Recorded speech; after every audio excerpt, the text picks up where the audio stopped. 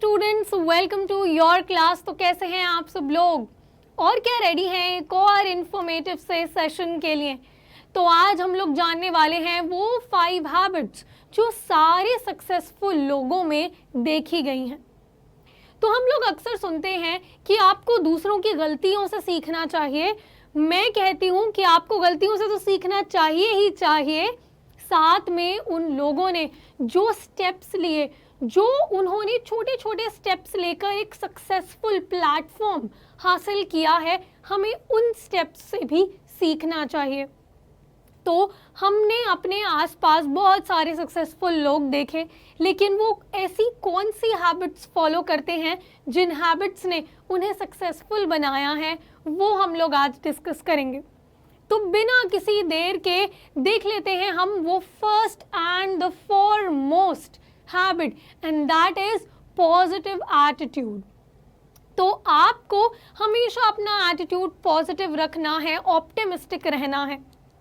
अगर कुछ भी गलत हो जाता है, मान लो आपने बहुत मेहनत करके कोई असाइनमेंट बनाया और आपके फ्रेंड ने उसे कॉपी कर लिया, या कोई और आपके क्लासमेट ने उसे कॉपी कर लिया, लेकिन आपको गुस्सा नहीं दिखाना है, स्ट्रेस नहीं लेना है। You just have to relax and think कि आप आगे क्या कर सकते हो। पैनिक करेंगे, टेंशन लेंगे, हम कुछ भी नहीं कर पाएंगे। तो हमें हमेशा पॉजिटिव एटीट्यूड रखना है। कोई आपके आइडियाज जरूर कॉपी कर सकता है, लेकिन आपके ब्रेन को कॉपी नहीं कर सकता। आपके पास अपना ब्रेन है, आप और भी बहुत सारे आइडियाज लेकर आ सकते हैं। एग्जाम में कम मार्क्स आए, बहुत ज़्यादा दुखी हो गए कि लाइफ खत्म हो गई है और अब कुछ भी नहीं बचा है करने को। नहीं, आपको हमेशा रिलैक्स रहना है। अगर आप रिलैक्स रहोगे, पॉजिटिव एटीट्यूड रखोगे, तभी आप आगे के लिए सोच पाओगे कि अब जो हुआ सो हुआ, आगे मुझे क्या करना है जिससे ये मिस्टेक या ये कभी कभी हम लोगों की अपनी गलती से कुछ नहीं होता, दूसरों की वजह से हो जाता है।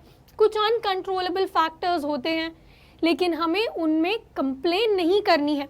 हमें हमेशा सोचना है इन फैक्टर्स को हम आगे कैसे अवॉइड कर सकते हैं, और अगर हमने कोई मिस्टेक करी है तो उसे कैसे इम्प्रूव कर सकते हैं। अगर हम लोग पेसिमिस्टिक रहेंगे कि नहीं मैं तो कुछ कर ही नहीं सकती, अब तो सब कुछ खत्म हो गया, तो एक्चुअली वही होगा आपके साथ जो आप सोचोगे। नेक्स्ट पॉइंट या नेक्स्ट हैबिट है फिटनेस। तो आप लोगों को अपनी पढ़ाई के साथ साथ अपने फूड हैबिट्स के साथ एक और हैबिट अपने अंदर इनकलकेट करनी है, एंड दैट इज फिटनेस। तो बच्चों, ये रिसर्च में देखा गया है, जो बच्चे फिटनेस में इन्वॉल्व हैं, जो एक्सरसाइज करते हैं, जो योगा करते हैं, उनकी कॉग्निटिव परफॉर्मेंस या कॉग्निटिव एबिलिटीज बाकियों से ज़्यादा हैं, यानी कि वो चीज़ों को जल्दी समझ सकते हैं। तो ऐसा कैसे हुआ? तो अगर आप अपनी बॉडी को एक्सरसाइज कराते हो, अगर आप फिटनेस में इन्वॉल्व रहते हैं, तो क्या होता है, ब्लड सर्कुलेशन हमारी बॉडी में बढ़ती है, ब्रेन में ब्लड जाता है, जिसकी वजह से नए नए आइडियाज हमारे ब्रेन में आते हैं। थर्ड हैबिट है राइटिंग। इस हैबिट में मैं बिल्कुल बिलीव नहीं करती थी, लेकिन जब मैं कॉलेज में आई तो हम लोगों को ये असाइनमेंट्स मिला करते थे कि आपको अपने रिफ्लेक्शंस लिखने हैं। तो जब भी आप स्कूल में जाते हो, मतलब एज अ टीचर अगर मैं कभी स्कूल में जा रही हूँ, तो बच्चों ने मुझसे क्या क्वेश्चन पूछे, या कुछ बच्चे क्वेश्चंस नहीं पूछ पाए, जो सब सिनेरियो एक क्लास में क्रिएट हुआ, उन सब के बारे में हमें रिफ्लेक्शंस लिखने होते थे और उसके मार्क्स होते थे।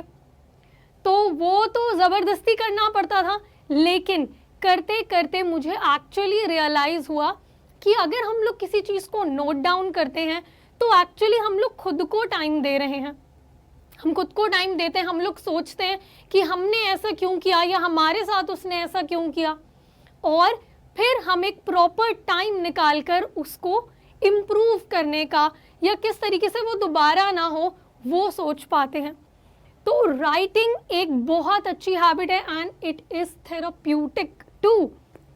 तो मैंने ऐसा सुना था कि राइटिंग बहुत थेरेप्यूटिक होती है एंड सो ऑन, बट मैं बिलीव नहीं करती थी, but I actually experienced it. तो आप लोग भी ऐसा कर कर देखो, दिन में कोई भी टाइम, सुबह उठते ही या रात को सोने से पहले आप अपने पूरे दिन को एक बार रिविजिट करो और उसके बारे में लिखो। एल्बर्ट आइंस्टाइन, जिन्हें सेंचुरी का जीनियस माना जाता है, वो भी लिखा करते थे। तो वो साइंस फिजिक्स के बारे में कुछ नहीं लिखते थे, वो अपने दिमाग में आने वाले रैंडम थॉट्स या कैसे वो नए नए लोगों से मिलते थे और क्या क्या उन्हें सीखने को मिलता था, वो सब लिखा करते थे। नेक्स्ट, ये भी बहुत इंपॉर्टेंट है and that is challenging your comfort zone. अगर हम लोग अपने कंफर्ट जोन में रहेंगे तो हम लोग कभी कुछ नहीं सीख पाएंगे। अगर आपको एक्चुअली ग्रो करना है, कुछ नई चीज सीखनी है, तो आपको अपने डेली मोनोटोनस रूटीन से बाहर आना पड़ेगा, तभी कुछ सीख पाओगे।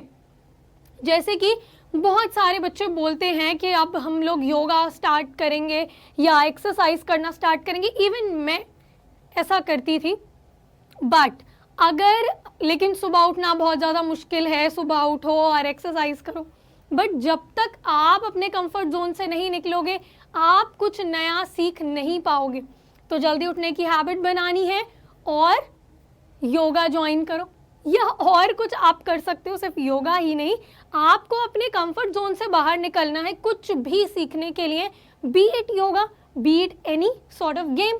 कोई गेम खेलना चाहते हो या आप और कुछ सीखना चाहते हो, कुछ डांस क्लासेस लेना चाहते हो, लैंग्वेज क्लासेस लेना चाहते हो, अपनी डेली रूटीन से बाहर आओ, तभी कुछ सीख पाएंगे।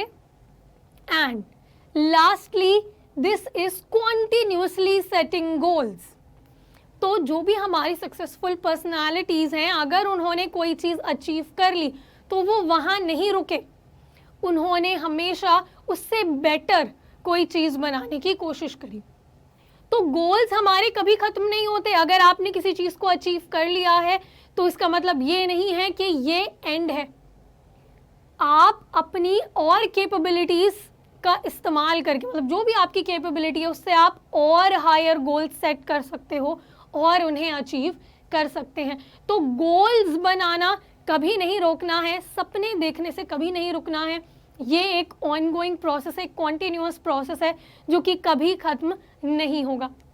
तो हमेशा एक गोल अचीव करने के बाद उससे बड़ा गोल आपका होना चाहिए और उसको अचीव करने के लिए आपको मेहनत करनी है, अपने कंफर्ट जोन से बाहर आना है, पॉजिटिव एटीट्यूड रखना है। ठीक है, तो आज के सेशन के लिए इतना ही। आपको आई होप ये सेशन अच्छा लगा होगा और आप अपने फ्रेंड्स के साथ इसे ज़रूर शेयर करेंगे, लाइक भी करेंगे और कमेंट भी करेंगे कि आपको ये सेशन कैसा लगा। तो that's all for today guys, see you in the next class, good bye.